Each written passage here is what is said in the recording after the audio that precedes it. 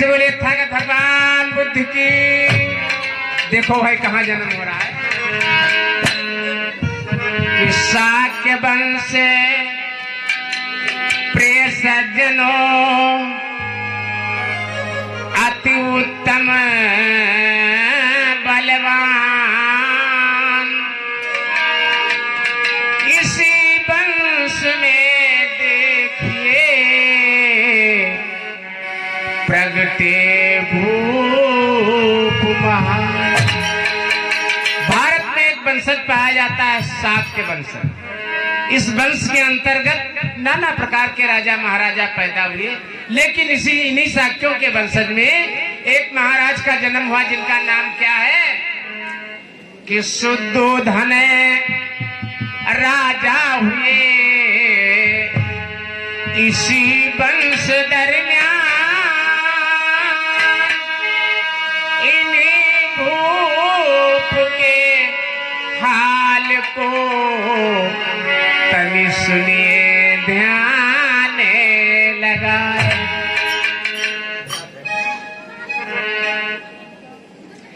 श्रोताओं न तो शुद्धोधन की ये कपिलपुरी राजधानी थी।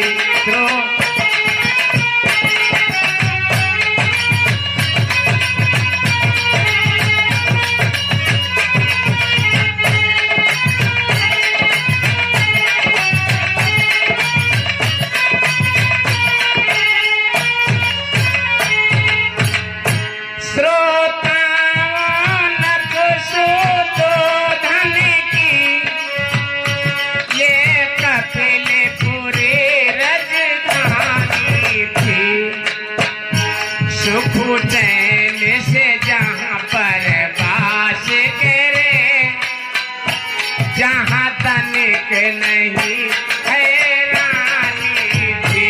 सुख चैन से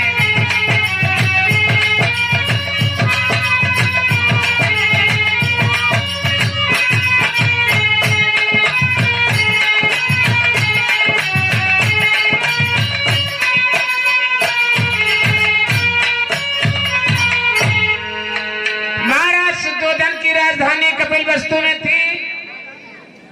प्रजा बड़े अमन चैन के साथ अपना जीवन यापन कर रही थी। जो व्यक्ति जैसी खता किया करता उसको उसी के अनुरूप सजा दी जाती थी। बड़ा ही अच्छा भाईचारा था, बड़ा सुंदर जीवन यापन कर रहे थे वहां के निवासी। महाराज भी बड़ा प्रसन्न थे, बड़ा सुखी थे, लेकिन एक बात की चिंता थी महाराज के परिवार में। क्या? ये सारे सुख उपलब्ध होने पर चिंता एक समाई थी, पर चिंता एक।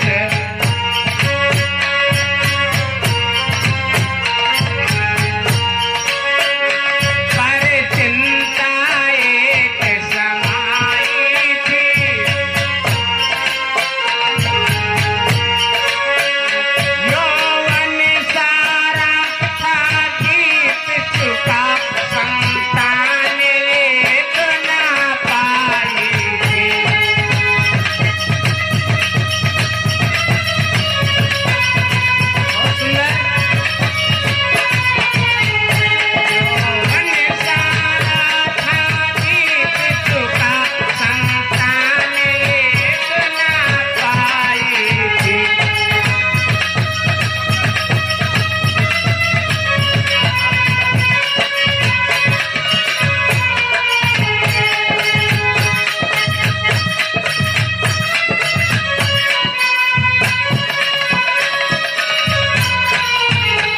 वैसे तो महाराज शुद्धोधन का पूरा परिवार, पूरा राज्य समाज बड़ा प्रसन्न चित्त था, बड़े सुख के साथ जीवन यापन कर रहा था।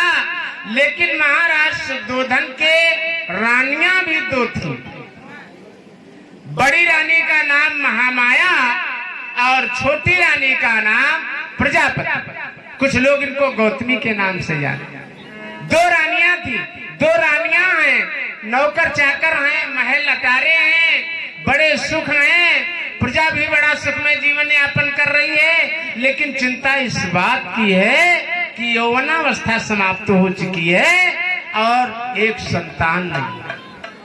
और बात भी सही है भैया, सारे सुख होते हुए अगर पुत्र रूपी सुख नहीं है, अगर आंगन में एक मुन्ना खेलने वाला नहीं है, तो सुख अधूरा।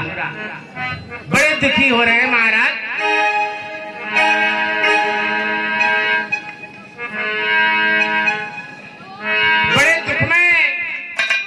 बड़े दुखी हो रहे हैं महाराज।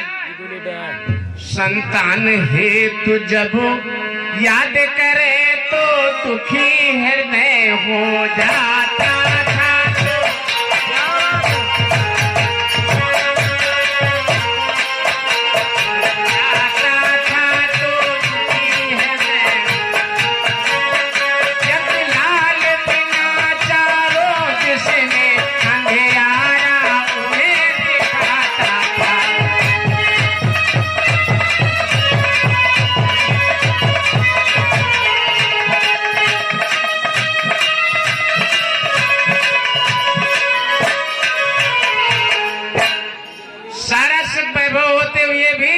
जब संतान के लिए याद करते हैं महाराज, तो हृदय बड़ा दुखी हो जाता है।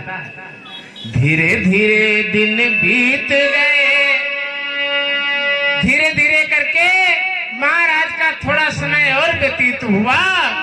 तो हुआ क्या, आषाढ़ मास की पूर्णिमा के दिन इनकी बड़ी वाली रानी, जिनका नाम महामाया था, वो गर्भवती हो जाती है। गर्भ ठहरा, पेट में बच्चा आया। महाराज को जब ये शुभ समाचार सुनने को मिला तो हृदय बड़ा प्रसन्न हो जाता है और महाराज ने अपनी रानी के लिए बड़ी सुंदर व्यवस्था पहले से थी, लेकिन व्यवस्था को और दुगनी कर दिया गया। और महारानी महामाया जो थी, इन्होंने भी बड़ा ख्याल किया अपने पर। क्यों ख्याल किया? क्योंकि आहार और विहार मेरे भाई बहनों, आहार और विहार, आहार माने खाने पीने की वस्तुएं, विहार माने रहने की जगह, दो चीजें सुयोग्य होना आवश्यक।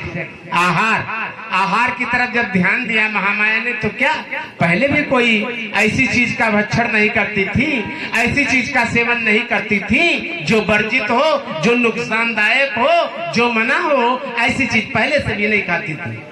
और जब संतान पेट में आई तो उस 9 महीने के समय को कैसे बिताया कि वर्जित मादे, अरे वर्जित मादे मांस नहीं ले ही। जो चीजें वर्जित थी, मांस, मदिरा, शराब, बीड़ी, गांजा, भांग, पहले भी नहीं सेवन करती थी, लेकिन 9 महीने का विशेष ध्यान है कि वर्जित मादे मांस नहीं लेगी, मन बच करम धर्म चित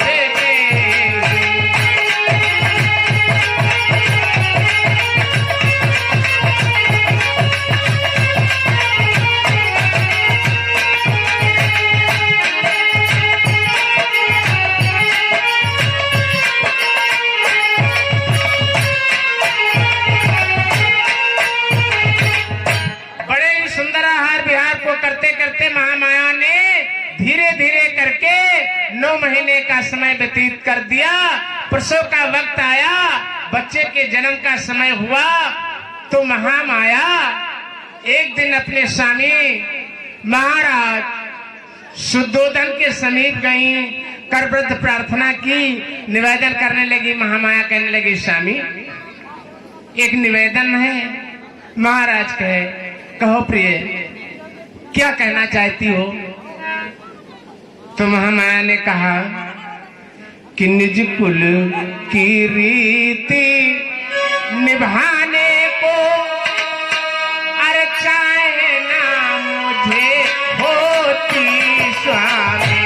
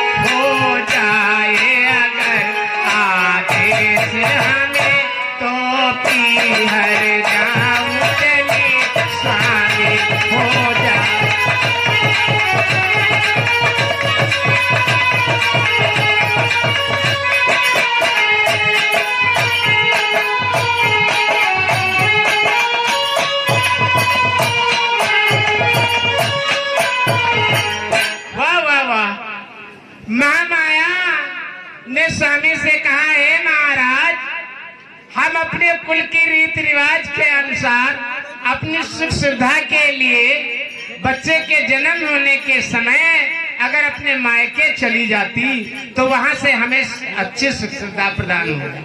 तमाम माताएं जाया करती हैं अपने मायके।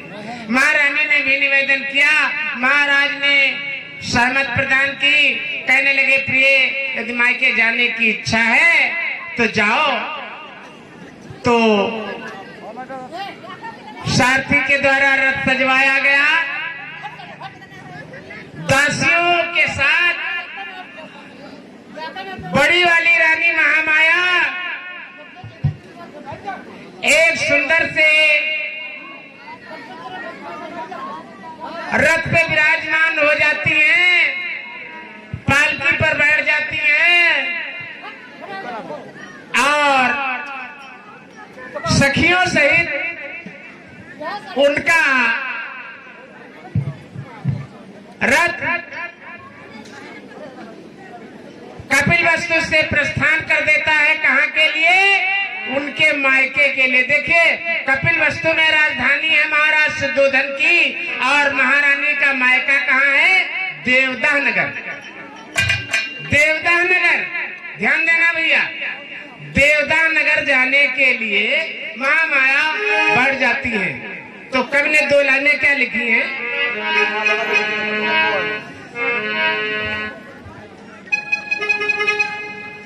कि पालकी पे बैठे महामाया महा